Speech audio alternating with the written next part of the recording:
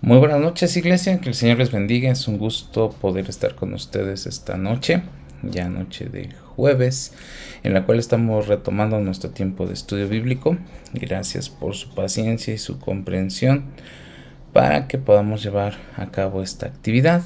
Y bueno, pues el motivo es poder trabajar juntos este tiempo en el cual, bueno, estamos hablando acerca de la espiritualidad emocionalmente sana de la iglesia.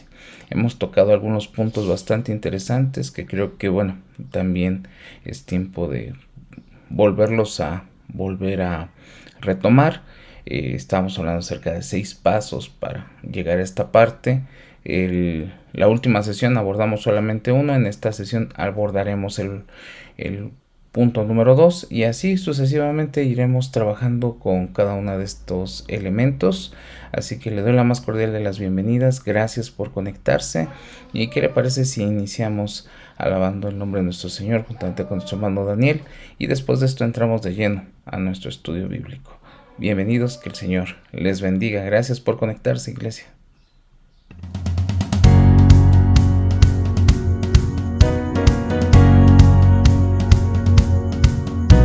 Vagando en oscuridad, buscando donde ocultar mi corazón. Cansado está, con mis fuerzas lo intenté, pero no pude vencer. Perdí mi rumbo, perdí mi hogar. Cuando no había dónde ir, Jesús se acercó a mí. Me recordó que solo no estoy. Me levantó, me transformó. Ahora en tierra firme estoy. Gracias al Padre, gracias a Cristo. Sanó mi corazón, me redimió. Y para siempre libre soy. Gracias al Padre, gracias a Cristo, gracias Dios.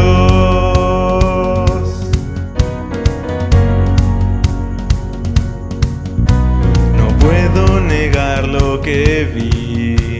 Decido creer en ti. Se van mis dudas, no vuelven más. Cargas y mi dolor, ahora les digo adiós. No pertenece a este lugar. De aquí hasta la eternidad te cantaré de tu bondad. El pródigo a su casa regresó. Me transformó, ahora en tierra firme estoy. Gracias al Padre, gracias a Cristo. Sanó mi corazón, me redimió. Y para siempre libre soy. Gracias al Padre, gracias a Cristo, gracias Dios.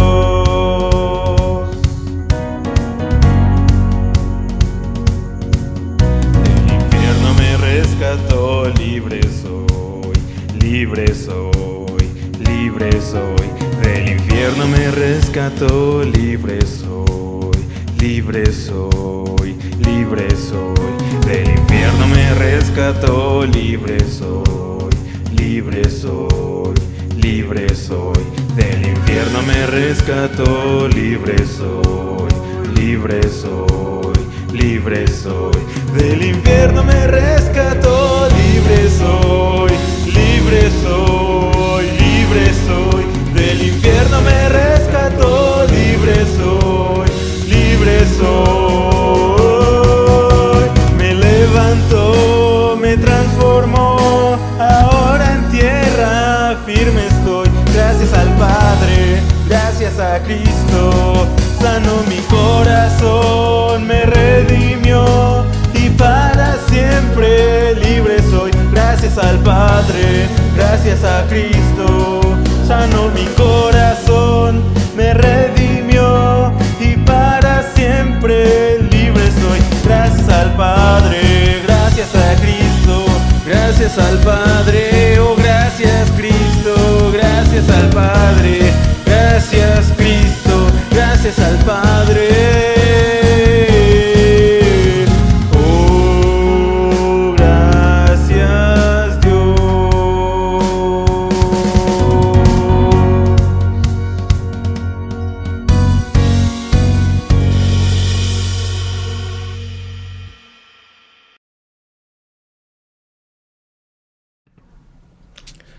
Bueno, pues nuevamente, si usted se está conectando a nuestro tiempo de estudio bíblico, sea bienvenido, en el cual, bueno, pues estamos ya retomando el tiempo que, bueno, por algunas circunstancias se había pausado este estudio, pero bueno, creo que es tiempo de seguir hablando acerca de una iglesia espiritualmente y emocionalmente sana.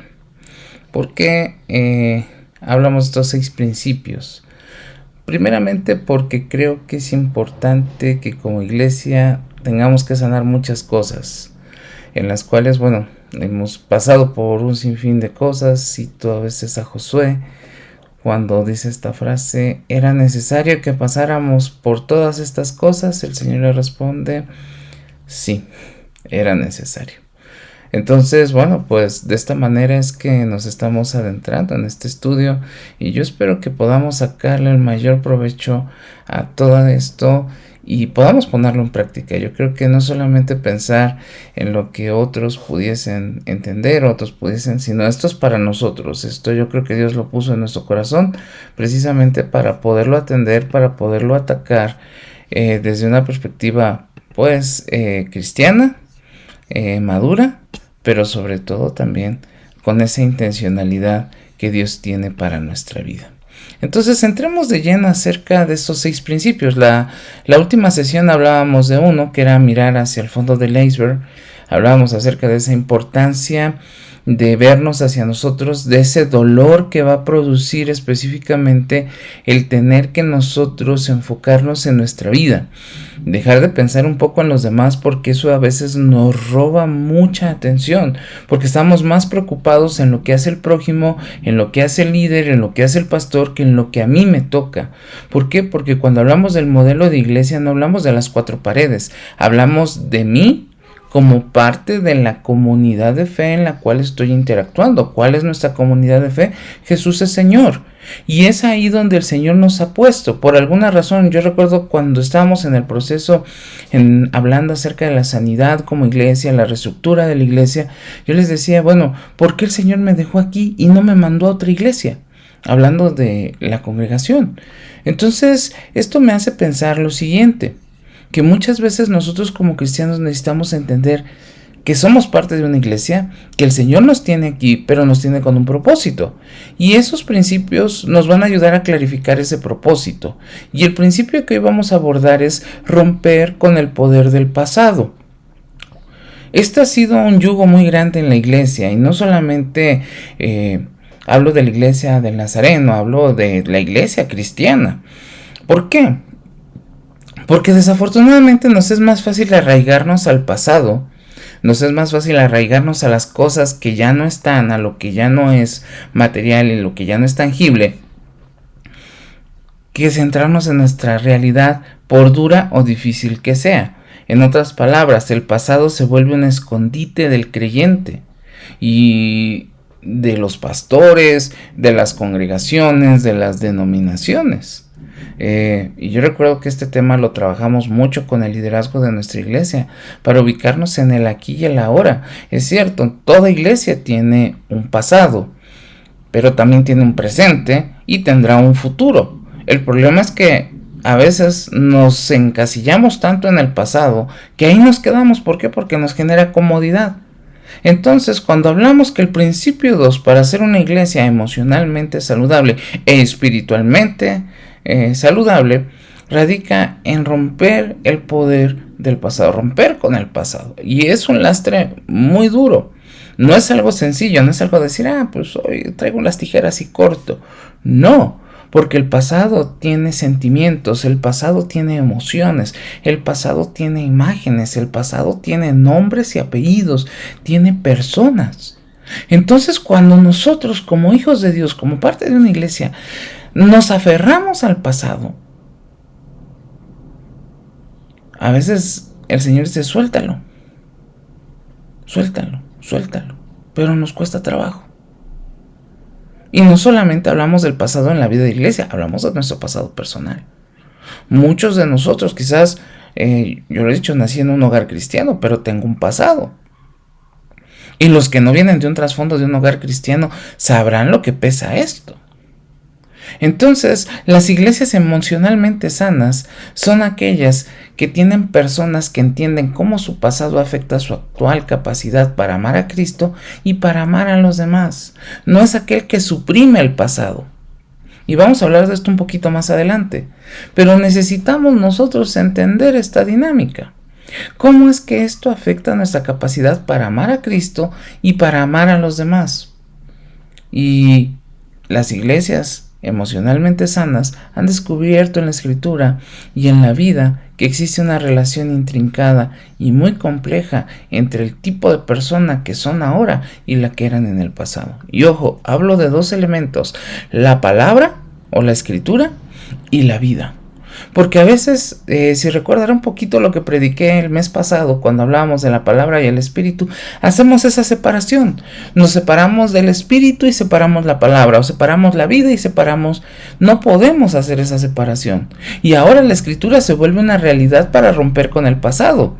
Pero no se vuelve un justificante, no se vuelve una válvula de alivio, sino se vuelve precisamente con una relación con nuestra vida de lo que éramos, de lo que somos y de lo que queremos ser. Entonces, cuando hablar de este principio de romper el pasado, necesitamos nosotros entender que esto es como pararnos sin ropa frente a un viento helado. ¿Para qué? Para que lo podamos percibir en totalidad. Yo no sé si a usted le ha pasado al meterse a la alberca y pues si el agua está calientita, está tibia, está temperada y arriba afuera está soplando viento. Cuando uno sale, híjole, se nos y pasa un ventarrón, pues va a recorrer todas las partes de nuestro cuerpo y vamos a poder entender esa situación. Por eso, entender nuestro pasado es como pararse sin ropa frente a un viento helado, que nos tiene que mostrar claramente en totalidad de nuestro ser, sin esconder ninguna parte. ¿Por qué? Porque si venimos de una familia donde nos sentíamos amados, en un hogar razonablemente estable, un hogar que tiene muchas particularidades muy buenas, entonces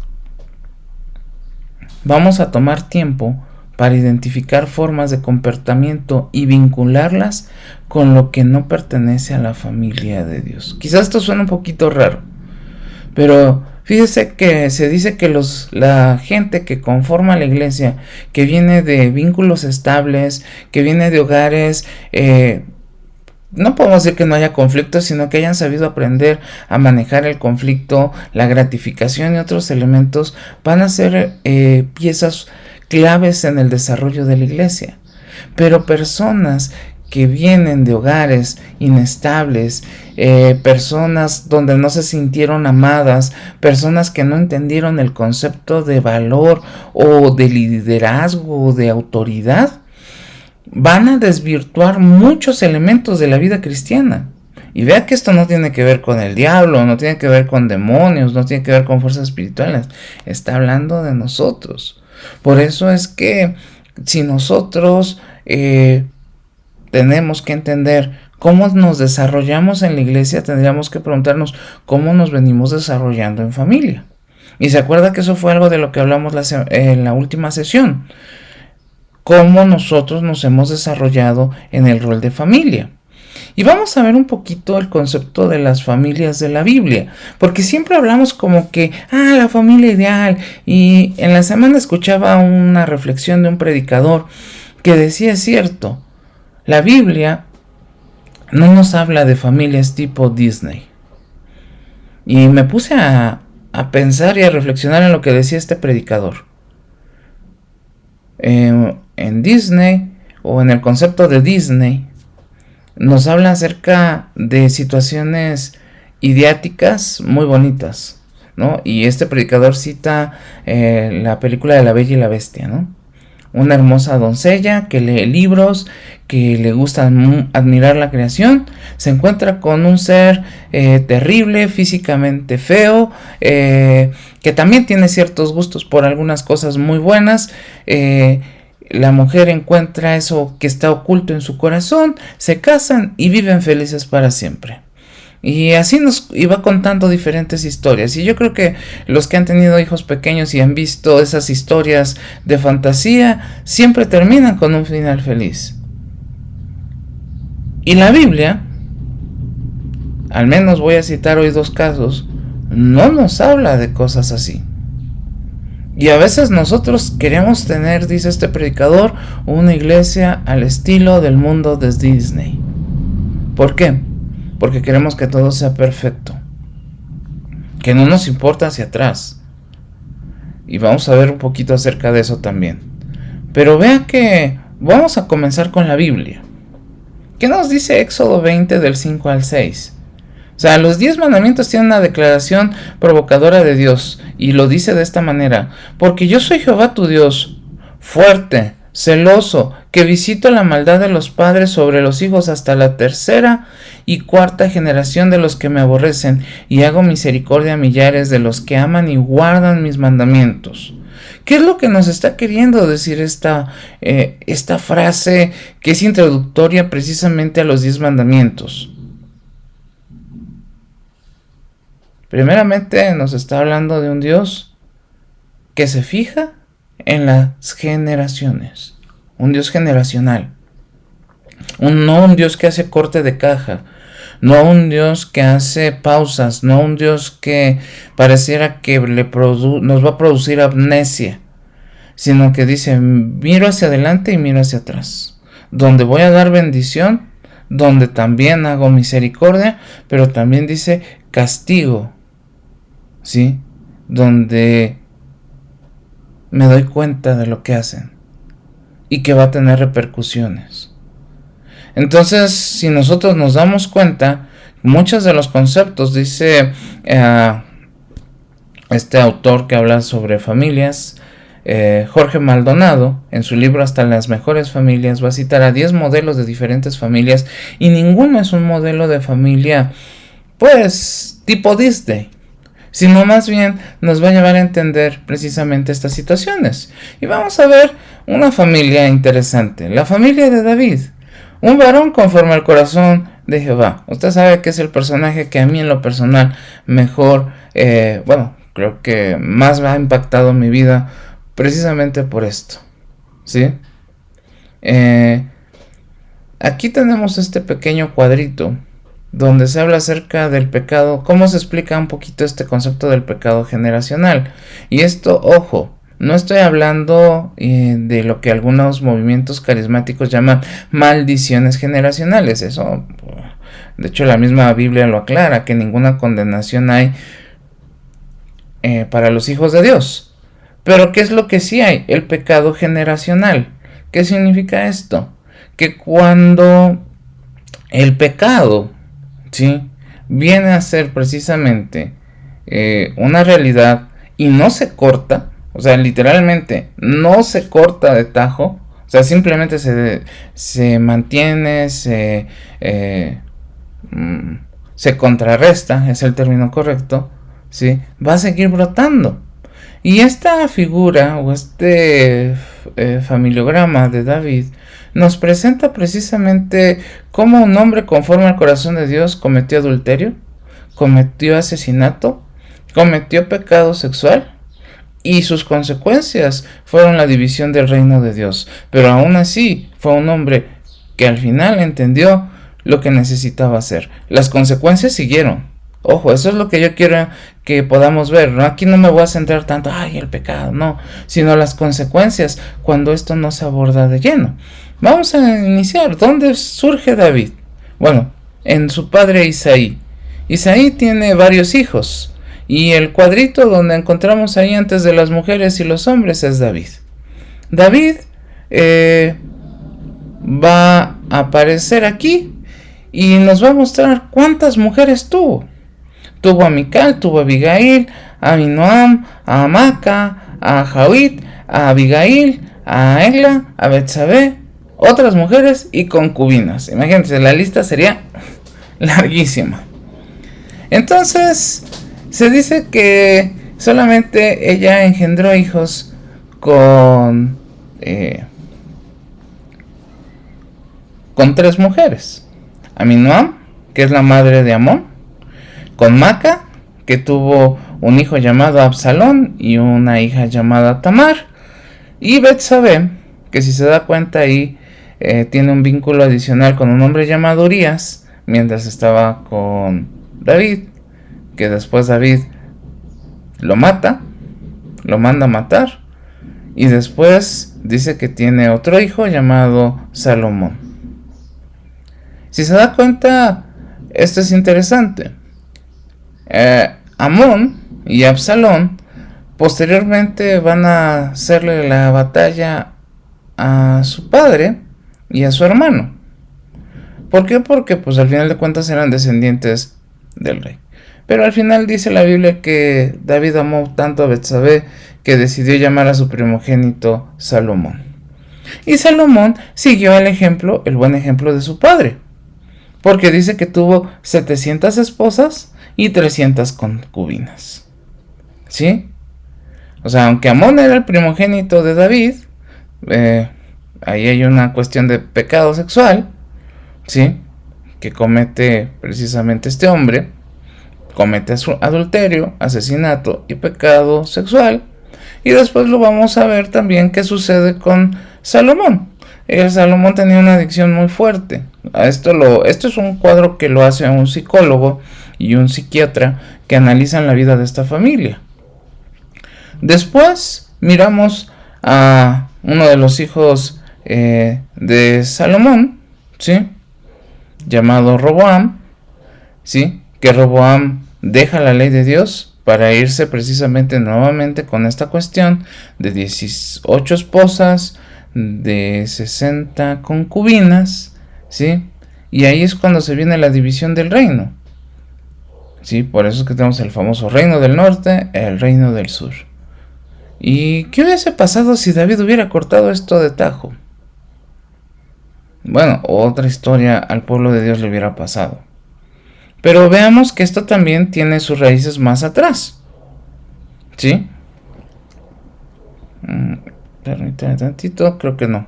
Bueno, cuando hablamos un ejemplo de el buen Abraham, vemos también este tipo de situaciones, ¿sí? En el caso de Abraham tenemos presente el caso de que él tiene cuando Dios le dice sal de tu tierra y de tu parentela, ¿sí? Dios le promete voy a hacer de ti una nación grande. Su esposa le dice yo ya soy una mujer grande, métete con mi sierva.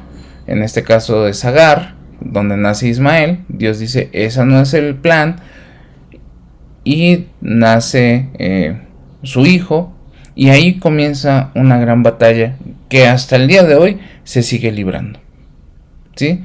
Podemos ver que en cada una de las generaciones de Abraham siempre va a haber conflicto de intereses, siempre va a haber situaciones de honra, va a haber situaciones donde no se maneja la autoridad, cuestiones turbulentas, favoritismos. ¿Con esto qué quiero decir? Que ninguna familia es perfecta, pero que sí la gracia de Dios nos debe de ayudar a cortar de tajo precisamente esto. Y es aquí donde viene esto importante que yo quiero compartírselo. Las implicaciones para la vida de la iglesia están muy claras. Es imposible cambiar a las personas de su pasado sin comprender a las familias en las que crecieron, ¿sí? A menos de que captemos el poder del pasado sobre lo que somos en el presente, y vamos a repetir inevitablemente aquellos patrones en las relaciones dentro y fuera de la iglesia. Por eso yo quise aclararlo. No estoy hablando de maldiciones generacionales como algunos movimientos carismáticos dicen. No, pues es que si eres borracho, bueno, si el abuelo era borracho, el papá es borracho, el hijo será un borracho y los nietos serán unos borrachos. Y ellos eso le llaman una maldición generacional. No, la Biblia le llama pecado generacional. Son dos cosas totalmente distintas. Pero ¿qué pasa si alguien en esa brecha generacional decide cortar de tajo? Decide cambiar esa perspectiva. Decide hacer esas modificaciones. Por eso es que un ejemplo claro, y vuelvo a citar a Jesús con la mujer adúltera. ¿Qué es lo que le dice Jesús?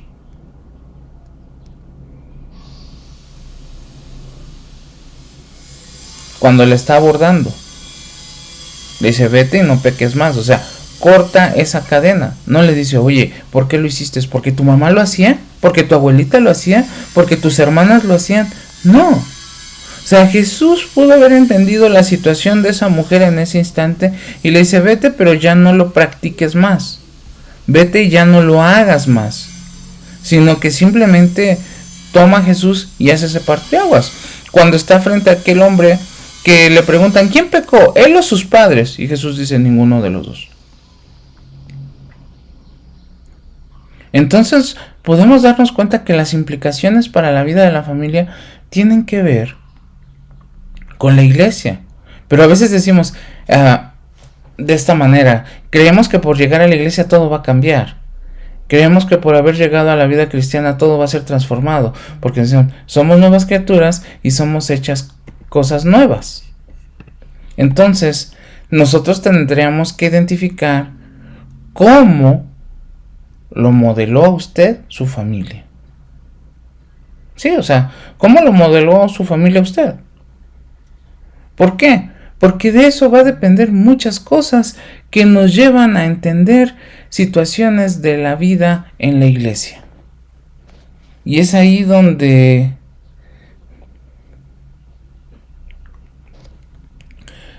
cada uno de nosotros tendremos que enfrentarnos a estas situaciones. ¿Cómo lo modeló usted?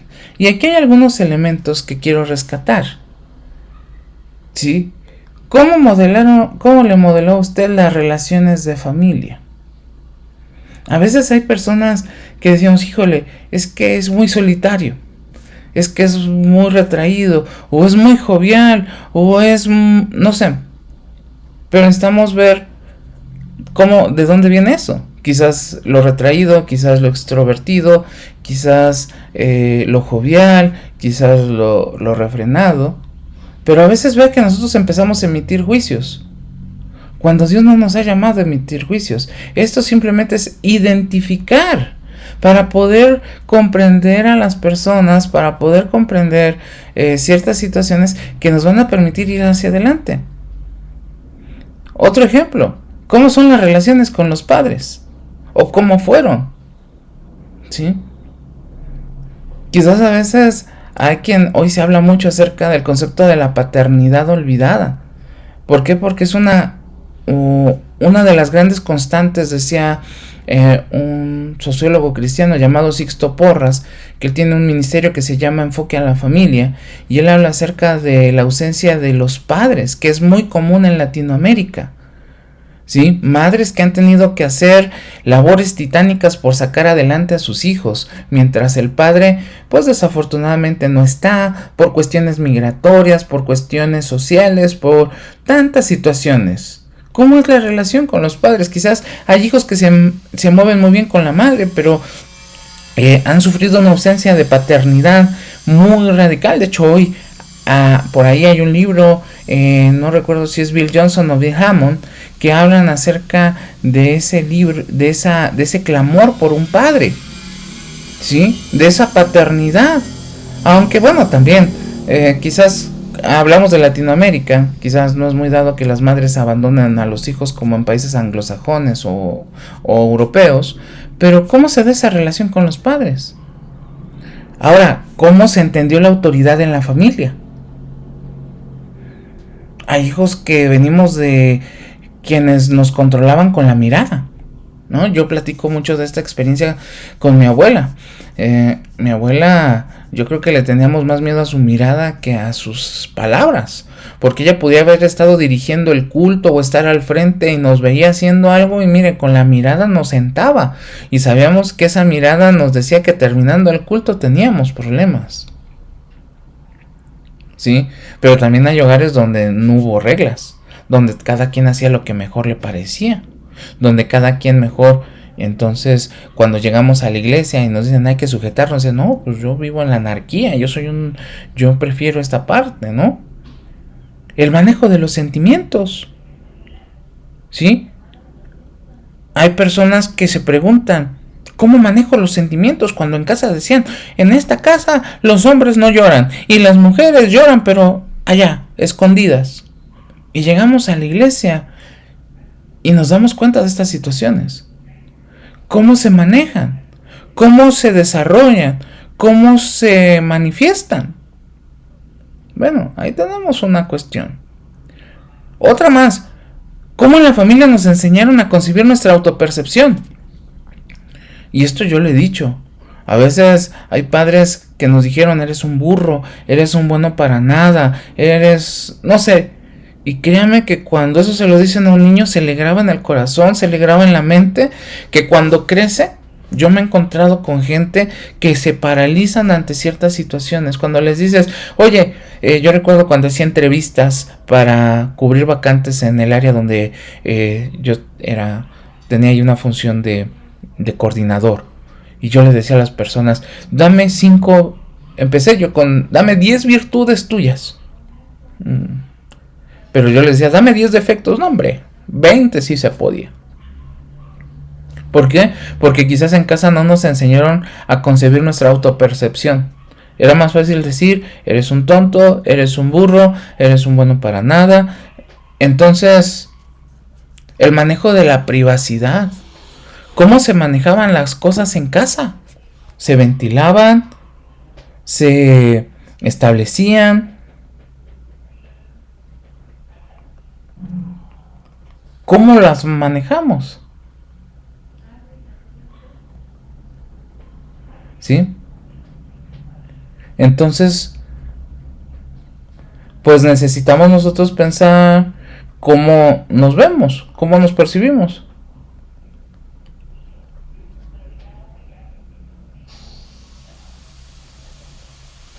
¿Sí? ¿Cómo se manejaba la privacidad?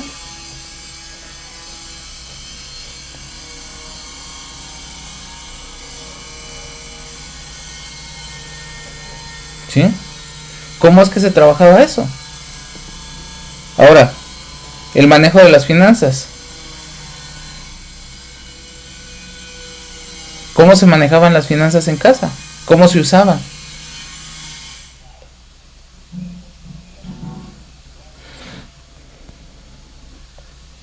Entonces, ¿cómo se entendían los conflictos? ¿Cómo se hacía la resolución de conflictos? ¿Cómo se trataban los casos de éxito? ¿Cómo se manejaba el duelo? ¿Cómo se manejaba el dolor? ¿Sí? ¿Cuáles eran los antecedentes de la fe y de la moralidad? O sea, se da cuenta que cuando vemos todo esto, es como si nosotros abriéramos una mochilita en nuestra vida y ahí trajéramos todo eso.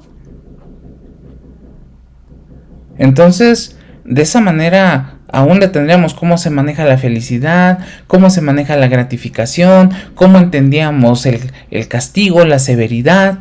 O sea, todo esto, todos estos modelos, ¿sí?, nos tienen que identificar cómo nos modeló la familia, porque la familia es el primer entorno, el primer estrato donde nosotros nos encontramos.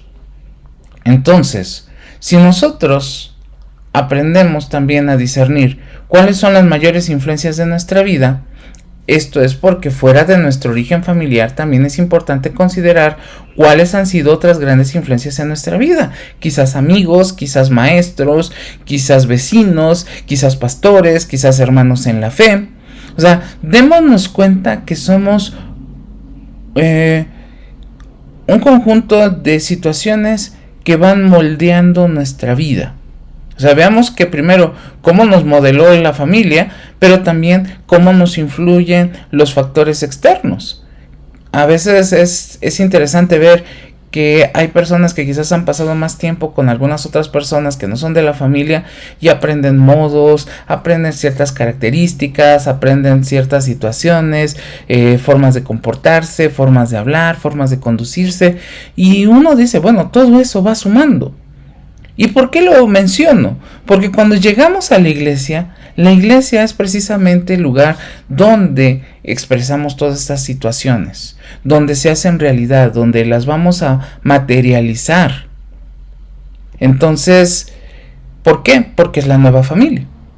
O sea, el Nuevo Testamento describe que convertirse en cristiano es como un renacer a través del cual se nos adopta dentro de una nueva familia. ¿Cuál? La familia de Jesús. Y una vez que esto ocurre, nos convertimos en hermanos y hermanas de una familia universal que trasciende barreras raciales, culturales, económicas y de género. Entonces, esta nueva familia nos tiene que nutrir, nos tiene que fortalecer, nos tiene que empoderar, nos tiene que, pues venimos a hacer algo nuevo, ¿no? Decía un sociólogo, a veces necesitamos entender que nosotros somos los que nos insertamos, ¿sí? Es como un injerto, ¿sí? En el cual, bueno, vamos a tenernos que adaptar, vamos a tenernos que modelar, vamos a tenernos que ajustar, y no al revés, porque ese es uno de los grandes problemas que genera el deterioro de la vida cristiana, que nosotros llegamos y queremos que la gente se amolde a nosotros, que la gente se adapte a nosotros, o sea, como que si nosotros somos el centro del universo y esa familia, esa nueva familia, en lugar de yo adaptarme a ellos, ellos se tienen que adaptar a mí, ellos tienen que entender los cambios que yo quiero hacer, ellos tienen que entender la manera en la que pienso, la manera en la que, en lugar de preguntarme, ¿y cuáles son las reglas aquí?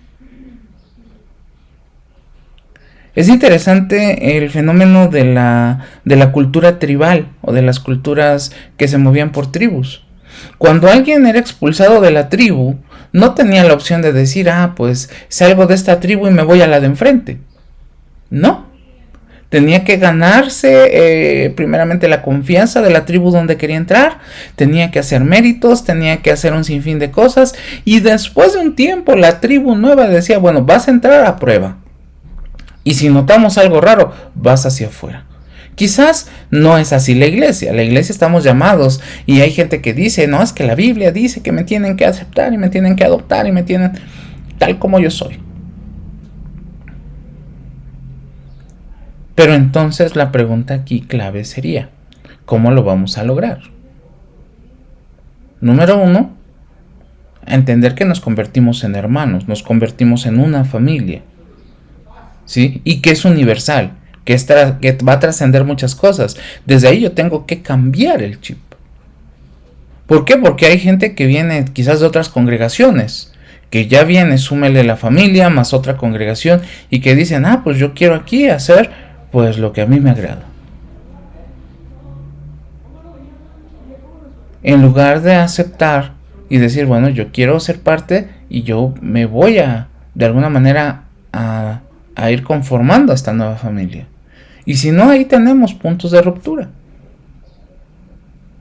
Por eso a veces quizás pensándolo de esta manera, yo creo que quien a más le cuesta trabajo adaptarse a una iglesia principalmente es al pastor. Porque el pastor llega a formar parte de una familia que no es su familia y que va a tener que liderar esa familia. Pero yo pregunto de los demás. Entonces, vamos a entender la importancia del proceso de ser parte de la familia de Dios. Y esto es la parte más bonita de esta parte del pasado. Acuérdense, estamos tratando de dejar atrás el pasado, de cortar, de decir, vamos a decir, si en mi familia pasó esto, no se va a repetir. Pero no porque yo lo diga, sino porque yo estoy trabajando en ello. Entonces, número 1 es convertirme en un cristiano. Entender que al convertirme en cristiano, al ser adoptado en la familia de Dios con el nuevo nombre de cristiano, ¿sí? Se borra el pecado, pero no se borra el pasado. Aunque la Biblia dice, de tu pasado yo no tengo memoria. Ese es Dios, pero nosotros sí.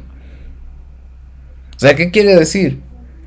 Esto lo decía una persona que estuvo en problemas de adicciones, que estuvo en problemas de drogadicción, que estuvo en algunas situaciones, y él decía, el hecho de que Cristo me haya sacado de ese lago cenagoso y me haya puesto en la iglesia, no quiere decir que yo no asuma la responsabilidad de todo lo que pasó en el pasado. Destruí varios hogares, destruí mi familia, acabé con mi salud, acabé con un sinfín de cosas. Soy cristiano, pero entiendo también la magnitud de mis actos. Entiendo la magnitud de lo que estoy yo viviendo. Entonces, cuando yo escuchaba a esta persona, yo decía, wow, Es interesante que una persona logre entender precisamente que el pasado no se borra. Pero ¿cuántos de nosotros llegamos y decimos, así soy, así nací y así seguiré? Entonces, nosotros necesitamos hacer esos cambios, necesitamos hacer esas transformaciones, y hay cosas que unas nos toca hacer a nosotros y otras las va a hacer el Espíritu Santo. Pero déjeme decir que el Espíritu Santo no va a ir y va a decir, te voy a dar amnesia espiritual para que tú puedas seguir hacia adelante. No. La Biblia nos lleva, nos pone en un punto para entender nuestra realidad. Segundo paso. Yo ya entendí mi familia, ya entendí que tengo que dejar atrás el pasado, ya entendí el tema generacional. Segundo paso, debo buscar involucrarme de manera intencional. Dios nos dota de dones y talentos. O sea, ¿qué quiere decir? Que yo no me puedo quedar estático en la familia de Dios. ¿Sí? Yo no puedo ser un iceberg ahí flotando. No. O sea, si ya me arriesgué a ir hacia el fondo, a sacar todo hacia arriba, y ya me di cuenta que hay un problema con el pasado, entonces yo tengo que involucrarme de manera intencional. Teniendo en cuenta esto. ¿Por qué? Porque a veces decimos, no, yo lo quiero hacer, pero no quiero entender el pasado. No, tengo que hacerlo con pleno conocimiento de mi pasado. Pero tengo que hacerlo intencionalmente. Quizás ahora los líderes de la junta, si están escuchando esto, entenderán por qué hablo de la intencionalidad. ¿Por qué? Porque esos dones y talentos que Dios nos ha dado nos van a ayudar a trascender, nos van a ayudar a ir hacia adelante, nos van a ayudar a dar el siguiente paso. Y tercer paso, al ser cristiano tengo la responsabilidad de ayudar a otros a crecer y a desarrollarse, no ensimismarme. Porque muchos cristianos una vez que dicen, ya estoy aquí, entonces ahora soy yo. Me da el síndrome de la tortuguita. ¿Cuál es el síndrome de la tortuguita? ¿Qué hace la tortuguita cuando se siente atacada? ¡Fum! Se mete en sí mismo. Y no hay poder humano que la saque. Pero la tortuguita se queda pensando que todo a su alrededor gira alrededor de ella. ¿Por qué voy a ayudar a otros si a mí nadie me ayudó? ¿Por qué voy a desarrollar a otros si nadie me ha desarrollado a mí? ¿Por qué tengo que amar a otros si nadie me ha amado? No podemos decir eso, porque si vemos este proceso, vamos a darnos cuenta que hay amor, que hay paciencia, que hay un sinfín de cosas que han inferido en nuestra vida, pero que a veces nos volvemos intolerantes hacia otras personas. Porque creemos que el proceso que nosotros fuimos, en algunos casos fue muy radical, en otros fue muy sustancia, y en otros pensamos que si el hermano no se adapta al nivel que yo estoy, está afuera.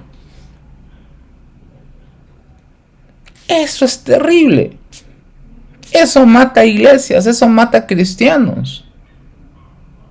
Porque no entendemos este proceso. Y no es un proceso sencillo, son procesos de años. Y que hoy que lo estamos trabajando es porque creemos que Dios tiene que hacer algo grande con nuestra iglesia. Y vendrán los que aman el pasado. Sí, ya lo hicimos, sí, pero hoy ya no. Entonces llegamos a esta otra etapa.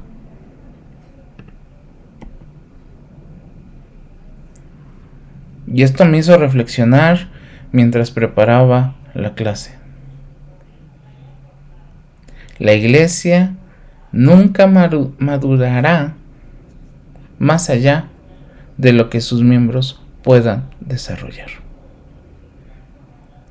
¿Qué quiere decir esto?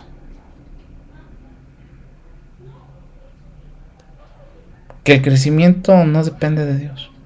Dios quiere que crezcamos, Dios quiere que nos desarrollemos, Dios quiere que nos multipliquemos, Dios quiere que... Pero si no maduramos, si seguimos ensimismados, valga la redundancia, en nosotros mismos, creyendo que si se hace lo que yo digo es lo correcto, que si yo cuestiono la autoridad, que si yo... entonces voy a caer en no desarrollarme. Y yo decía, cuando leía esto y lo meditaba, decía, bueno, Dios, ¿cuál es la parte que me toca como pastor? Y es colocarme en el rol de los miembros. es colocarme en ese papel muy muy importante. Por eso es que decíamos, necesitamos identificar cómo nos modeló la familia. Porque muchos dirán, no, es que el pasado, no. O sea, sí, el pasado es crucial, pero también está otra alternativa, cortar de lleno, como que nos reseteen la mente y volver a empezar. Pero más bien ver todo lo positivo de cómo las relaciones familiares me impactaron, cómo fue mi relación con mis padres, si estuvo presente mi papá o mi mamá, si realmente quizás fue un abuelo, una abuela, cómo entendí yo la autoridad. ¿Por qué? Porque cuando hablamos de liderazgo en la iglesia, ¿se acuerda que uno de los factores de este programa que hemos iniciado decía el liderazgo? ¿Por qué? Porque muchas veces los líderes, y entendamos esto, todos hemos sido llamados a ser líderes por el sacerdocio universal de los creyentes, va a afectar nuestra relación. ¿Cómo manejamos los sentimientos? ¿Cómo concibo mi autopercepción? ¿Cómo manejo la privacidad? ¿Cómo manejo mis finanzas y las finanzas en general? ¿Cómo resuelvo conflictos? ¿Cómo resuelvo los conflictos? ¿Cómo trato los casos de éxito? ¿Cómo manejo el dolor y el duelo? Creo que esta tablita de 12 cosas y entender también el factor de las influencias nos va a llevar a situarnos precisamente en este punto. Y vea que nos dice, una iglesia nunca crecerá más allá de lo que sus miembros puedan desarrollar, porque yo dije, voy a revisar la traducción. No, es específicamente madurar. ¿Por qué? Porque todos nacimos de nuevo alguna vez, pero muchos prefirieron quedarse en el nuevo nacimiento y, como dice Pablo, son bebecitos. Otros ya están en la edad de la niñez, otros están en la adolescencia, otros están en la juventud, pero si son muy pocos los que han llegado a la edad adulta. Va a pasar lo que le sucede a las muchachitas o jovencitos que salen embarazados a muy temprana edad. Su cuerpo ya está listo, pero sus emociones y otras cosas no se han desarrollado. Es más, ni sus organismos. O sea, el hecho de que ya lo puedan hacer no quiere decir que ya está. Y nunca se van a desarrollar. Y no sabemos si lo que están fructificando, el producto de esa situación, va a fructificar. Va a crecer, se va a desarrollar o va a causar un daño a la vida de las personas. Por eso es que muchas veces necesitamos entender cómo fue el nuevo nacimiento de nuestra vida, cómo fuimos adoptados. Por eso es que la Biblia dice, somos adoptados. Algunas corrientes ahora dicen, es que somos insertados. Híjole, pues quizás a veces dirían, por comodidad es mejor decir que somos insertados en la familia de Dios, porque es más fácil insertar, ¿no? Los chicos deben de saber mucho acerca de eso, ¿no? El copy-paste. Bueno, pues aquí estoy haciendo un trabajo. Pues me interesa esta nota para ya no escribirla, la copio y la pego. Pero no asumo la responsabilidad de ponerle ahí, esta nota pertenece al autor tal, que digo, mejor lo digo que son mis palabras. Eso no es madurar. Madurar no es cuántos versículos de la Biblia me sé, cuántas veces estoy en la iglesia, con qué autoridad exijo que se haga valer la autoridad bíblica. No, madurar es cómo he ido creciendo desde mi nuevo nacimiento hasta ahora.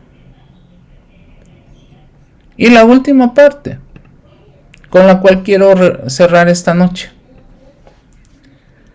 Hasta que no examinemos sinceramente cómo los sistemas de nuestras familias anteriores impactan nuestro presente, nuestras relaciones en el trabajo, hogar e iglesia, no serán capaces de llevar a cabo cambios sorprendentes. ¿Y por qué hablo de las familias anteriores? ¿Por qué me refiero a esas familias anteriores? No estoy diciendo que usted venga de una segunda familia, no, sino quizás hoy me pregunto, ¿dónde están esos hombres y mujeres que sus padres fueron grandes pilares de la iglesia y que sus hijos hoy no lo son? ¿Dónde están esos hijos que sus padres fueron hombres de fe, fueron hombres y mujeres de oración y que hoy ellos no lo son? pero también he visto a hijos que han sobrepasado a sus padres, que vienen de hogares destruidos, que vienen de cuestiones de pecado como las de David, como las de Abraham, y que han hecho familias espectaculares. Pero también tendríamos que ver qué pesa más. Quizás preguntarme cómo está afectando eso del pasado de mi familia que tengo que cambiar, que tengo que cortar. Cómo el pasado también de la vida cristiana tengo que cortarlo. Quizás el decir, yo recuerdo que a mí me tocó estar en una congregación donde se alababa tanto al pasado, que un día yo le dije, Señor, dame una respuesta para cuando me dicen esto. Es que antes lo hacíamos así, es que con el pastor asado lo hacíamos de esta manera, es que cuando fulano, y un día el Señor me contestó, puedo decir que son de esas respuestas que el Señor me ha dado. Y el Señor me dijo, cuando te pregunten esto, no los ataques, no los señales, no les digas, no, solamente diles, si fue tan bueno, ¿por qué no ha perdurado? Porque lo que yo hago bueno, perdura. Porque lo que yo hago bueno, se mantiene. Porque lo que yo hago perfecto, dura. Pero quizás a veces los hombres nos encargamos de echar a perder, y si no, pregúntale a Adán y Eva, la perfección de Dios. Bueno, pues creo que aquí, iglesia, tenemos algo en que reflexionar esta noche. Creo que cada noche cuando tocamos estos temas se tocan fibras muy delicadas, pero créame que en el corazón de Dios está vernos como una iglesia grande, como una iglesia fuerte, como una iglesia empoderada, como una iglesia que hace discípulos semejantes a Cristo en las naciones.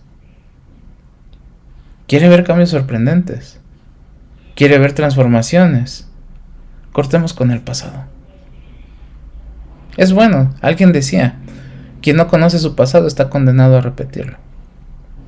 Y le he dado muchas vueltas a esa frase.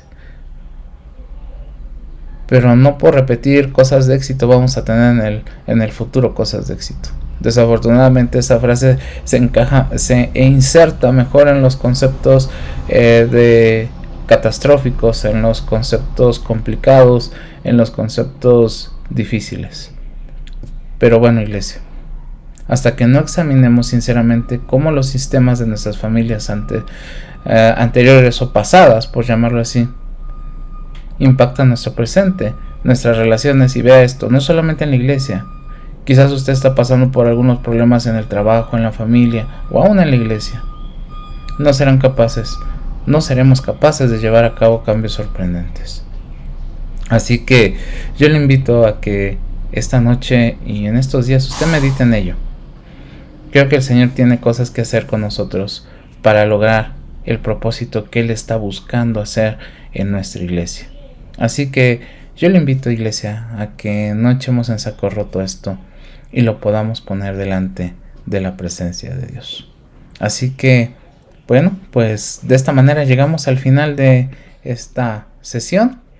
Vamos a seguir avanzando, esperamos ya no interrumpir el devenir de cada una de nuestras reuniones, pero bueno, a veces la tecnología falla, a veces factores también como el clima nos han llevado a tener a veces que suspenderlo, pero bueno, yo creo que el Señor hoy ha hablado a nuestros corazones, ha hablado a su vida, y si así lo ha hecho, póngalo en práctica, hágalo por el bien de usted, de su familia, pero también de nuestra iglesia.